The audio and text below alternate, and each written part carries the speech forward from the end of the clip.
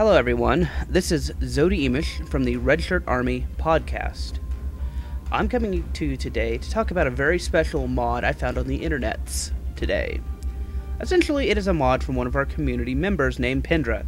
He actually has a website called sto-advanced.com. And on this website, he has a lot of client-side mods. Today, I will be showing you the first-person shooter mod. Essentially what this does is this locks your camera in a first-person mode. A few things to go over first about this. First off, it is a client-side mod only, so it does not change anything on the game server. What does that mean? That means you won't get banned for using this, because it's no different than changing textures and playing around with your camera. Essentially though, no one else is going to see these effects, and the server is not going to be affected. It goes along the same lines as, say, a texture mod where, let's say I want to paint this console here pink. If I do a client-side mod of it, when I look at it, it'll be pink. But when someone else, like let's say if you were right behind me and you looked at it, it would not be pink, unless of course you have the same mod. Same idea goes for here. Now, what this is doing though, this mod's a little bit different though, because while it adds an extra, targeting reticle, it also does the key binding for you. You see, we have the ability to go into first-person mode. The difference is, though, to get into first-person mode, it takes like 30 different keys you have to enter in and bind them together each time you do it. This mod, on the other hand, though, does it in one simple package that you install. We have one setup you have to do before, and then you're ready to go, which is quite nice. Few little things about it, though. You lose the ability to look at your character. The reason for this is because you have to be able to control your camera like it's a first-person shooter. And so when you're in first-person shooter mode, you won't be able to spin around. I mean, you'll spin around, but your character spins around. So essentially, though, you can't turn around and look at your camera. I'm not a huge fan of this because I like to look at my character at times. You know, spin around, take awesome screenshots. And with this mod, it's essentially disabled. I do that because I'm narcissistic, but, you know, other people have their own reasons. If you can get past that, though, and you really want to do Star Trek Online in first-person shooter, this would be a really good mod for you.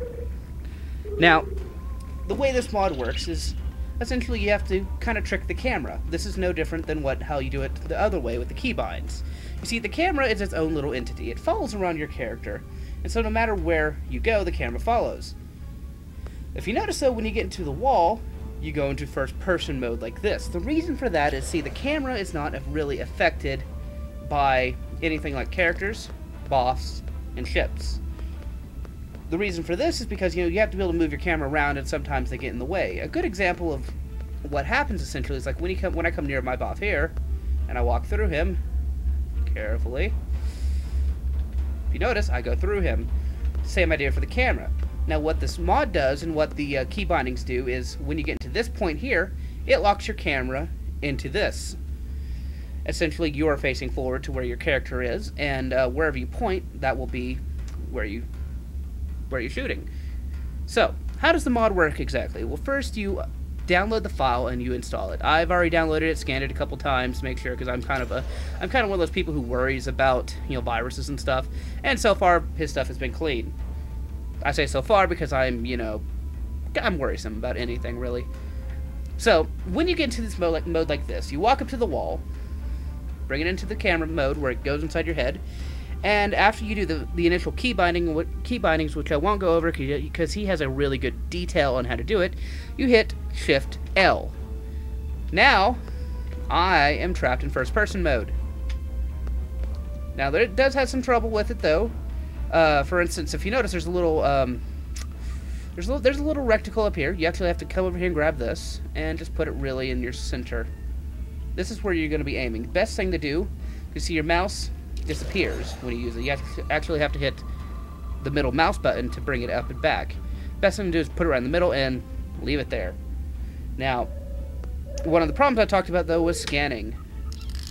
When you scan, you can't see the beam which points you to the area that the item you're looking for. Normally this is not a problem unless of course you are looking for all the different resources and stuff like that. In that case, I would not really use this mode.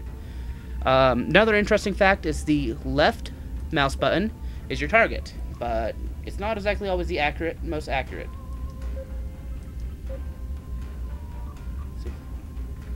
So you might have to play around with it a little bit to figure out where it goes. But overall, though, it's pretty darn accurate. It's also sometimes hard to command your boss, because you have to, click out, you lose your targeting for a minute, and it's a hassle. But it's not too bad of a hassle. As for, any powers and stuff like that, it's best just to make sure you have them bind on there. Like, I have all mine bind in ways that I can hit them easily with control and the number. So, it's really no problem for me. Another interesting thing, and I'm going to get to that in just a second once I find the Borg, is the combat. It sometimes can get hectic, especially with, here we go, set my buffs.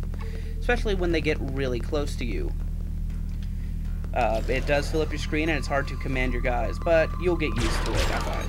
I find it's kind of hard to get used to, but it's not too bad after a while. You notice, though, you'll have the gun. The gun's not perfect, though. It doesn't have all the arms, just like how the scan doesn't have the arms. But you see all the attacks, like sweep.